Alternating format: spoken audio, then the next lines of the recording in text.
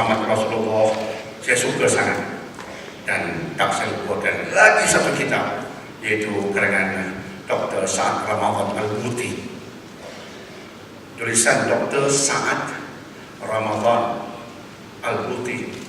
Ini kitab yang saya suka, saya baca sampai hari ini berulang-ulang kali. Nama kitabnya Fiqhus Sirah.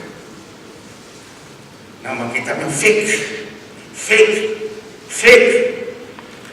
Fiqh bahasa Arab, mendalami, memahami tentang sirah. Sejarah seringkali kita baca, tapi di sebalik sejarah ada fiqh. Apa iktibar, apa hukum yang mungkin keluar, apa kaedah, the fiqh of sirah. Sampai itu saya suka buku Dr. Sa'ad Ramadan Al-Buti. Ada riwayat yang mungkin tidak kuat, kena buat critical analysis. Itu buku Fiqhus Sirah saya sayang. Dia membuat analisis, kadang-kadang critical analysis. Dan beliau mengatakan ketika membuat analisis kritikal tentang sejarah Nabi oleh ulama, beliau mengatakan ada satu kisah yang disepakati semua ulama sirah. Itu yang saya ceritakan. Ada satu kisah yang disepakati semua ulama sejarah. Apa dia? Kisah ketika Abu Talib membawa Nabi pergi ke Syam. Lebih kurang umur baginda ketika itu 12 tahun.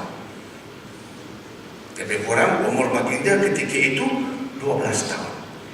Singgah di satu kawasan bernama Basra. Bertemu seorang Badri bernama Buhairah.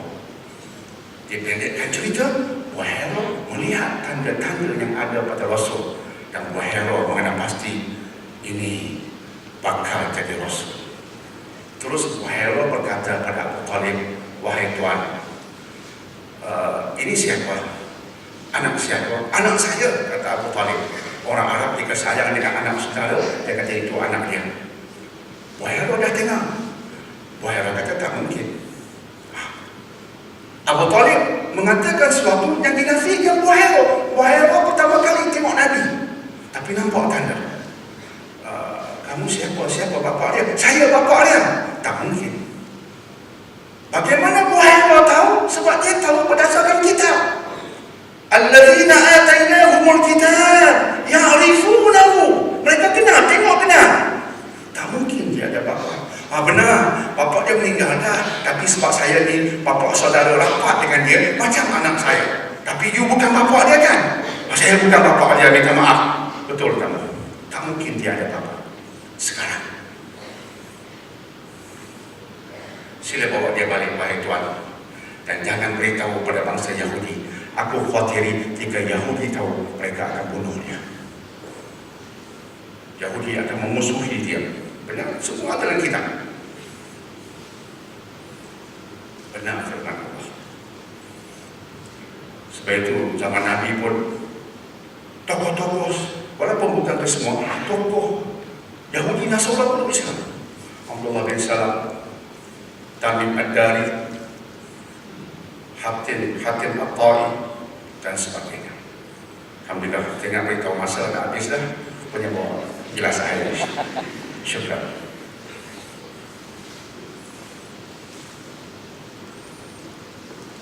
Al-Baqarah 1:4. Tuan-tuan puan, baca tak buku Hamka nama tafsir Al-Azhar? Baca tak? Please read the book. Please. Terutama ustaz yang nak berceramah. Kitab tafsir lain pun kena baca. Ketika di Mesir, guru saya beritahu untuk tafsir Daniel, don't forget Ibn Kathir. Saya bertanya, why? Mengapa dari banyak kitab tafsir, guru minta saya mendalami Ibn Kathir? Dia tekan sangat kepada saya Ibn Kathir. Dia kata, cuba kaji sendiri. Do your own research and give me the answer. Oh, saya pula nak jawab kat dia. Kaji-kaji, oh baru saya faham. Ini tafsir, dia banyak menggunakan nas hadis. Dan Ibn Kathir, antara kehebatannya adalah dia kritik dalil-dalil. Ada kitab tafsir ulama, dia kritik dalil, dia tak setuju. Dia kritik ulama. Ulama pun kena kritik. Sebab ada kitab tafsir yang dimuat dalamnya hadis-hadis Israiliyat. Hadis Israiliyat bukan hadis Nabi. Cerita legenda orang-orang Yahudi terutamanya. Sebahagian besar yang berbohong, mengaibkan Nabi, merosakkan otak. Cerita tak masuk akal. Cerita Nabi Idris menipu malaikat. Kira Nabi Idris yang menipu malaikat. Right. Bro, hadis Israiliyat bro. Terima kasih buang. Dia buang jauh-jauh riwayat seumpama itu. Good Ibnu Katsir rahimahullah ta'ala. Patutlah guru saya kata fokus on Ibnu Katsir sebab riwayatnya mantap. Nak faham Quran, guna dalil yang kuat. Jangan bila kaji Quran, kaji, lepas kaji Quran jadi sesat. Bukan sebab Quran, sebab dalil mentafsir Quran. Oh, baru saya faham. Sebab itu ada orang lepas belajar Quran makin jauh dari Islam. Bukan sebab Quran, sebab dalil digunakan untuk faham ayat. Dalil itu yang teruk. Oh, guru, thank you. Baru saya faham. Jadi guna Ibnu Katsir. Tapi ada ulama masa kini, dia guna ulama Ibnu Katsir termasuk Qurtubi untuk hukum hakam, dan dia analisis pandangan.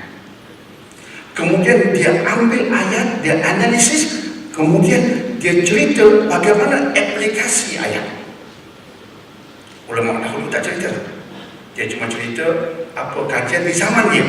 Sebelum ini, ada ulama hari ini, dia ambil semua itu semua berharga, tapi dia cerita bagaimana nak apply today. Itu kecantikan tulisan Hamka.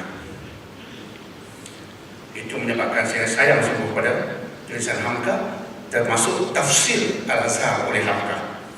Dan kitab kedua yang saya sayang sungguh, tuan-tuan perempuan baca buku saya, ini kitab tafsir yang menonjol dalam tulisan saya, Al-Asas fi Tafsir oleh Syekh Sekhawa. Menonjol dalam kitab tulisan saya, ini rujukan 1-2 di samping Ibnu Katsir, Qurtubi dan sebagainya. Rujukan kena ada, kena mantap. Al-Asas fi Tafsir Sekhawa. Dia ulah untuk kita apply hari ini. Baik, tadi saya sebut surah Al-Baqarah 146. Masih bercakap tentang Rasul.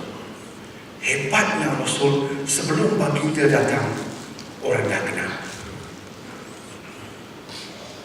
Siapa ceritakan ini? Mesti satu kuasa. Siapa kuasa itu? Yang mengutus Rasul sebelum ini, Allah. Kemudian baginda datang, sifat-sifat itu menjelma. Ini bukan kerja makhluk tadi. Itu bukti, evidence baginda sebenarnya Rasul. Diperkuat dengan lagi satu ayat, surah Al-A'raf 157. Surah Al-A'raf 157. Dan saya sebut tadi, sukanya saya dengan tafsir Al-Azhar. Sebab bila tuan-tuan perempuan buka tafsir Al-Azhar kepada ayat 157 surah Al-A'raf, tuan-tuan perempuan baca penerangannya, tuan-tuan perempuan baru faham. Sebab ayat itu panjang lebar menceritakan tentang Nabi Al-Ummi. Apa itu Ummi? Apa rahsia Ummi? Tak tahu membaca, tak tahu menulis. Padahal umat Islam disuruh hebat ilmunya, tahu membaca, tahu menulis. Tapi Allah takdirkan Nabi Muhammad tak tahu membaca, tak tahu menulis. Umat kena pandai membaca, pandai menulis. Apa rahsia semua ini? Nak faham tu? Nabi Ummi, kita jangan Ummi. Mengapa Nabi Ummi? Umat tak boleh Ummi. Umat kena tahu membaca, menulis. Umat ditekankan tentang Iqra awal-awal lagi. Read. Nak baca kena pandai membaca. Dia tekankan qalam, kena pandai menulis. Allamal insana ma lam ya'lam.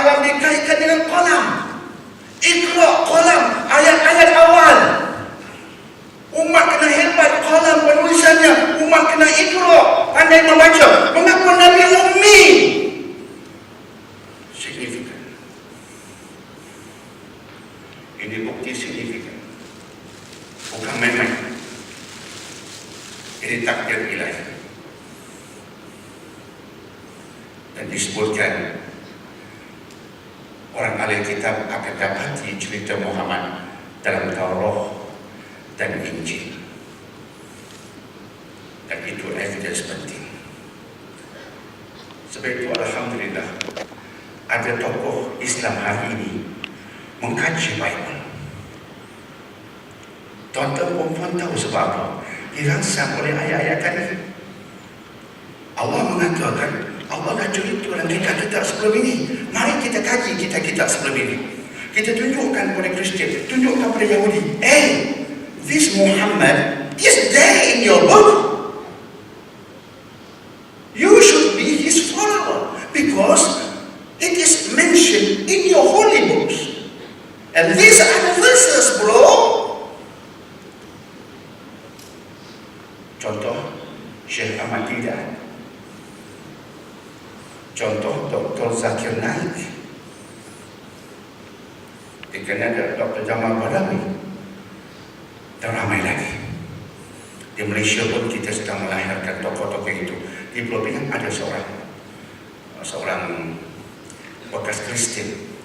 Dia pergi ke Afrika Selatan, berguru dengan anak murid Syekh Ahmad Didat, Syekh Ahmad Didat Al-Yahya, berguru dengan anak-anak murid dia. Pergi berguru dengan Dr. Zakir Naik, hafal sebahagian Bible. Kita telah lahirkan insan seperti itu di Pulau Pinang, alhamdulillah.